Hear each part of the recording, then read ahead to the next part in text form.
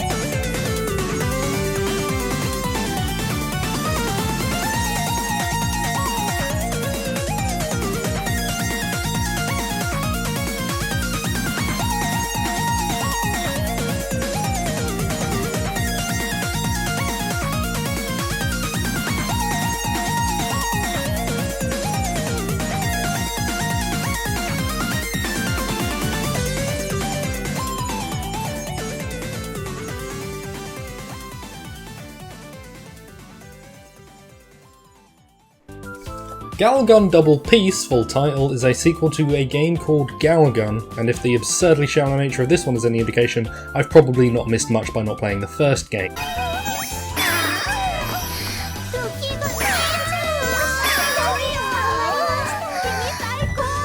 Gyaru Gan Daburu Pīsu stars you, generic faceless anime guy whose only noteworthy point is that he can be the most stylish, smartest and fittest pervert there ever was, thrown into a wacky situation because Anime Cupid, who is a cute anime girl, shot you with too much of her love juice and now you need to find true love before midnight. But oh no, every anime girl in a 2-mile radius is now obsessed with you and the only way to stop them from jumping your clogs is to combat them with your plunge cannon. Because they're filthy and impure, unlike the designated love interests who are the chosen ones for you to awkwardly start a relationship with. Now if I seem angry or disappointed during any point of this video, mainly at myself, it's always going to be at myself. I can't believe I just played Gyaru Gan. It's partly because I had to play through the game twice, as I didn't realise that the dialogue options that the game presents you with actually has an effect on whether or not you can finish the game and get credits. And Game Wars just requires me to beat the game and get credits. And unfortunately, I don't appear to have much of a way with women.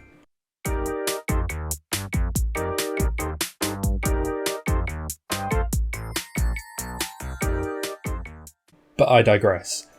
Before I talk about the gameplay, we'll just get through to the intro. You fend off every schoolgirl in Japan because you've become the muff magnet of the universe, and you meet up with your two love interests, I guess, and decide, like true love really works, through a menu which one of them you're going to pursue.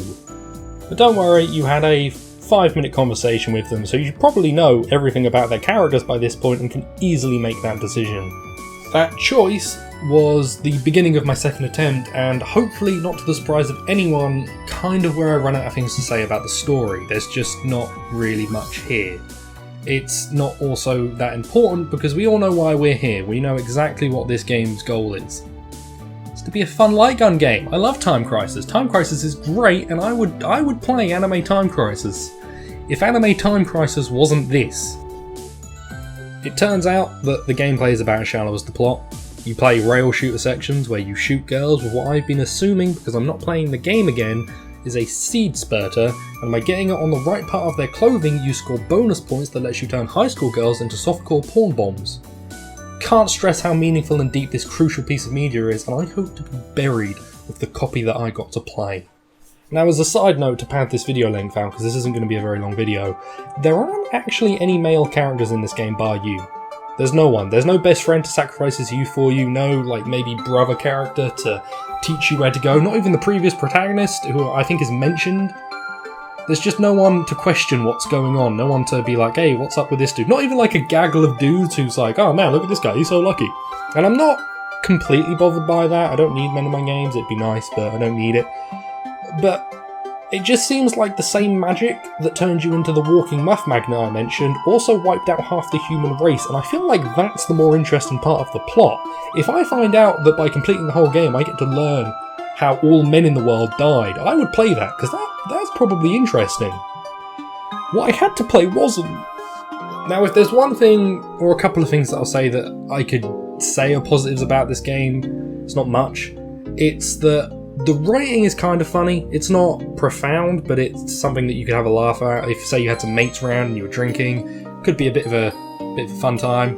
And the game also has a surprisingly high replay value. It's about 4 hours to just beat, but I believe it's 80 hours to complete every girl, because every individual girl in this game has their own story.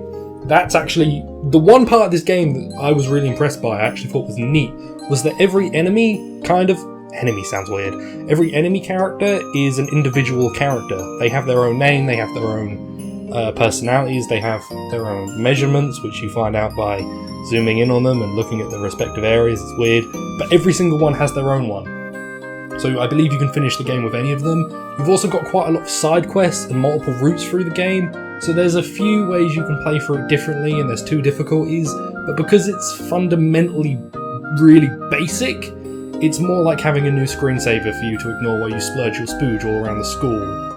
Also, one neat little feature is that if you press down on both thumbsticks while you're playing the game, it will actually activate a random encounter. Now, the encounter is always the same, there's nothing you can do in it, the menus don't work, if you press any buttons you'll leave, but it's, I believe, called the Mum's Coming button, because you're going to want to press down on both thumbsticks if anybody enters the room that you're in while you play this.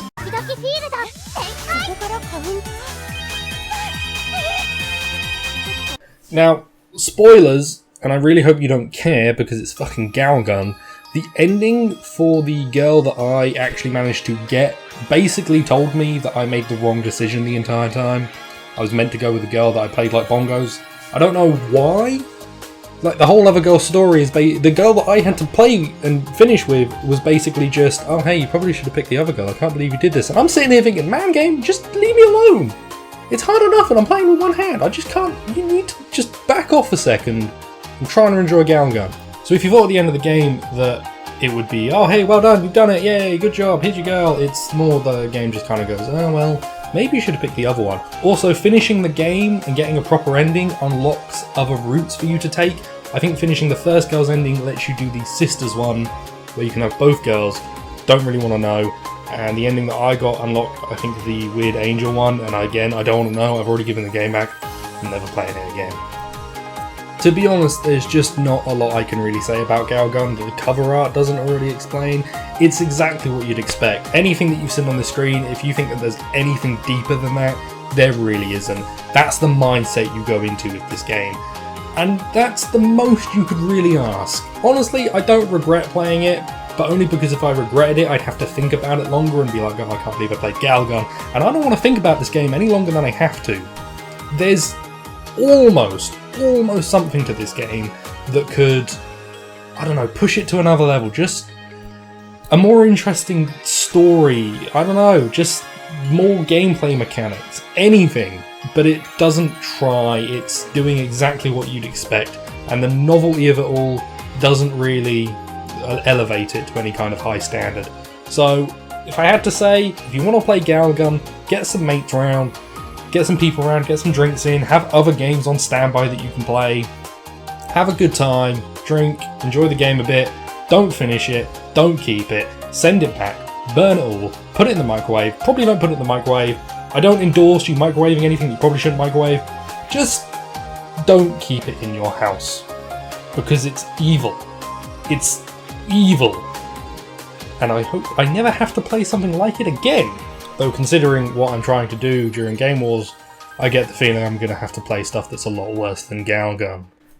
So if you haven't seen the intro video to my Game Wars playlist, because either it's not up right now because I probably recorded it after this, or I've just not linked to it properly, then you might be wondering what this was all about. I'll link to that video, and I'll link to the announcement video for what hashtag Game Wars was, or is. But to put it simply, I'm trying to beat a video game a week and make a video on that game.